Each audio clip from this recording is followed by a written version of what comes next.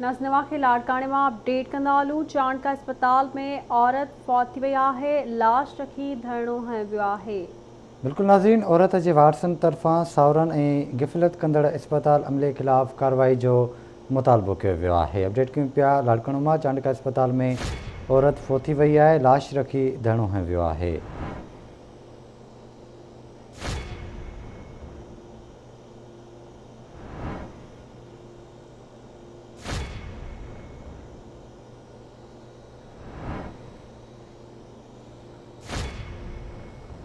औरत के वारसन तरफ़ां सावरनि ऐं गिफ़लत कंदड़ अस्पताल अमले खिलाफ़ कार्रवाई जो मुतालबो किया आहे।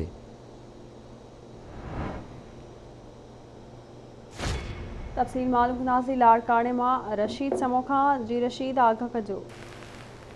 जी बिल्कुल, लाड़काने वेझो ॻोठ आगाणी जी रहवासण आहे औरत आरफा शेख, जेकी चाणका अस्पताल के एमरजेंसी वार्ड में इनके वारसन इलाज लाइ दाख़िल करायो। जेके औरत जेको आहे उन ते सावरनि तशद्दुद कयो हो, जंहिंजे करे उन वारसन इलाज लाइ लाड़काने चाणका अस्पताल दाख़िल करायो, पर डॉक्टरनि जी ऐं अस्पताल जी गफ़लत जो उनजे वारसन इल्ज़ाम लॻाईंदे उहा जेकी आहे उहा औरत जेकी आहे अस्पताल में पहुची वई आहे ऐं गफ़लत जो अहिड़ो वारसन जेको आहे इल्ज़ाम लॻायो आहे अस्पताल अमले ते डॉक्टरनि ते।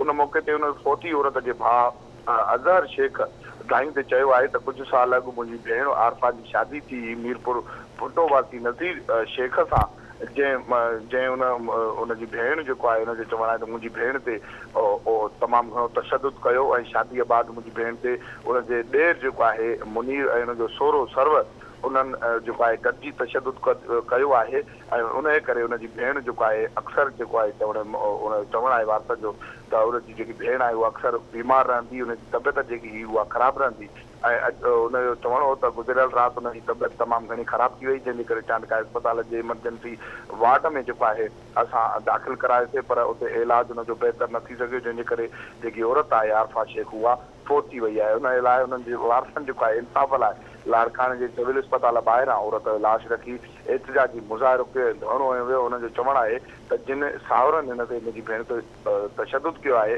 उन्हनि खे जेको आहे सज़ा ॾिनी वञे ऐं डॉक्टरनि ख़िलाफ़ बि कार्रवाई कई वञे। जी ठीक है रशीद समो, वॾी महिरबानी अमान जी तफ़सील खां आगाह करण लाइ।